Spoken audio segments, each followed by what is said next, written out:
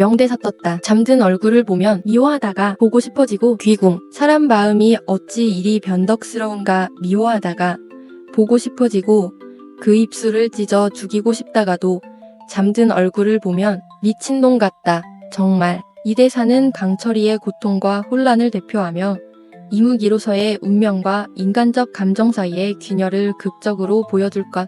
중궁전에 들이운 맹인 판수풍산의 그림자는 단순한 권력 탐욕이 아니다.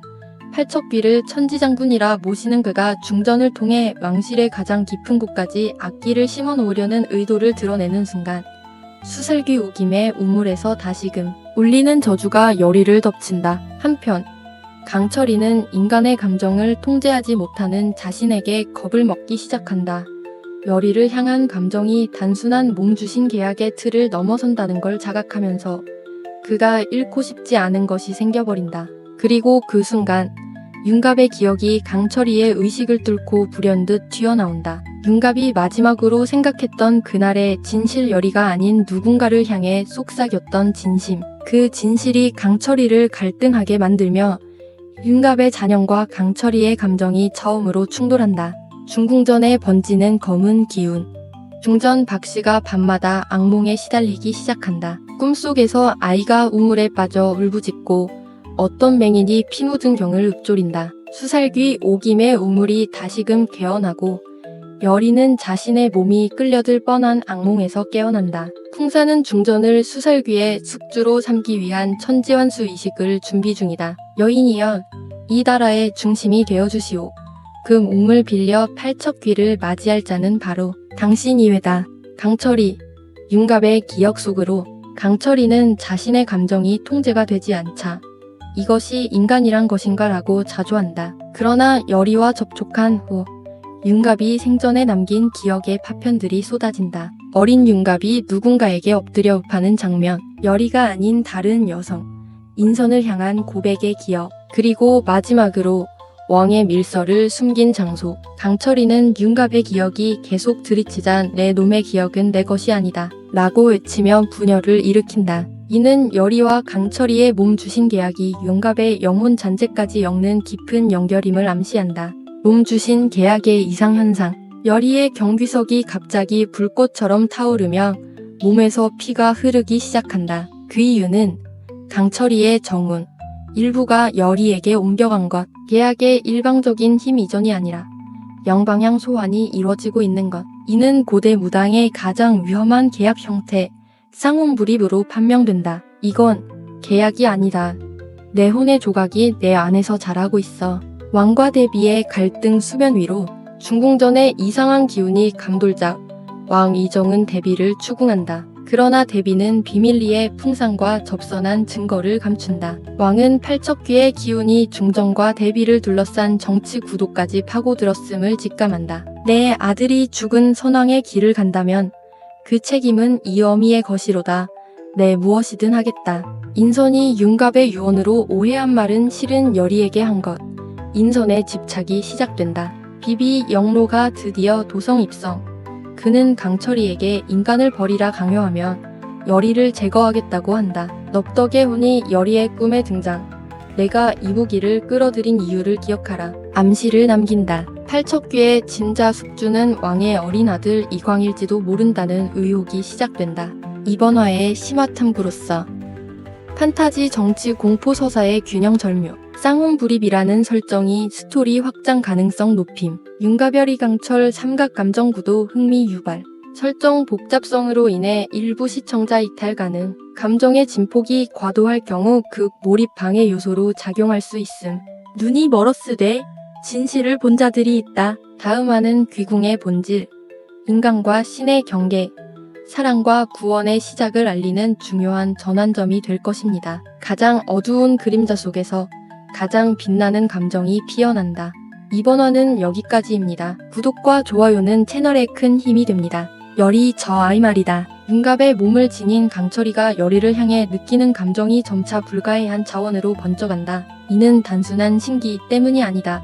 마치 천년 묵은 심연 속에서 피어나는 미지의 감정, 사랑이자 연민, 혹은 구원을 향한 본능이다. 이때 궁에서 다시 벌어지는 의문의 사건. 팔척귀의 기운은 이미 중궁전 깊숙한 곳까지 퍼졌고 그 뒤에 맹인 판수 풍산의 손길이 있었다.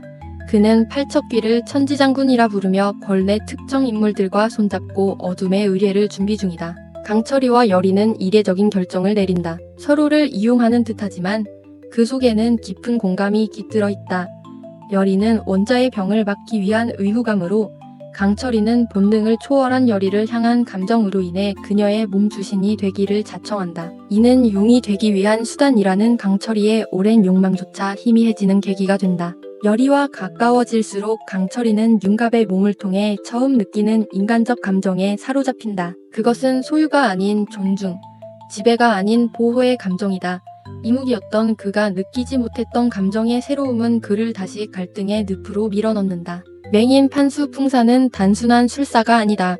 팔척귀의 기운을 이용해 중궁전 후원을 장악하며 점차 원자의 생명까지 위협한다. 그는 대비와 연계되어 왕의 혈통을 끊고 이복 왕자인 영인대군을 세우려는 어둠의 역을 실현하려 한다.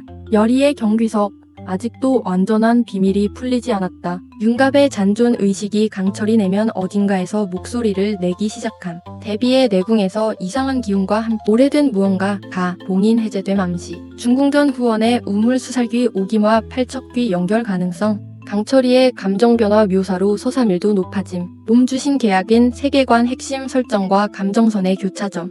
판수 풍산의 서사가 다소 도약감 있음. 배경 설명 보완 필요. 여리 강철이 감정선. 일부 시청자에겐 갑작스럽게 느껴질 수도. 마음이 먼저 움직인 순간 천년의 저주는 흔들리기 시작했다. 7화에서는 윤갑의 몸에 빙의된 강철이가 벌내에서 점차 영향력을 넓히며 여리와 함께 팔척귀의 실체에 접근하기 시작합니다. 여리는 윤갑 속 강철이의 정체를 완전히 인식하게 되며 왕세자의 병과 팔척귀의 저주 사이에 풍산이 있다는 단서를 잡습니다. 8화에서는 강철이와 여리의 몸주신 계약이 성사되며 감정선이 깊어지고 맹인 판수 풍산의 영향력이 중궁전까지 미치게 됩니다.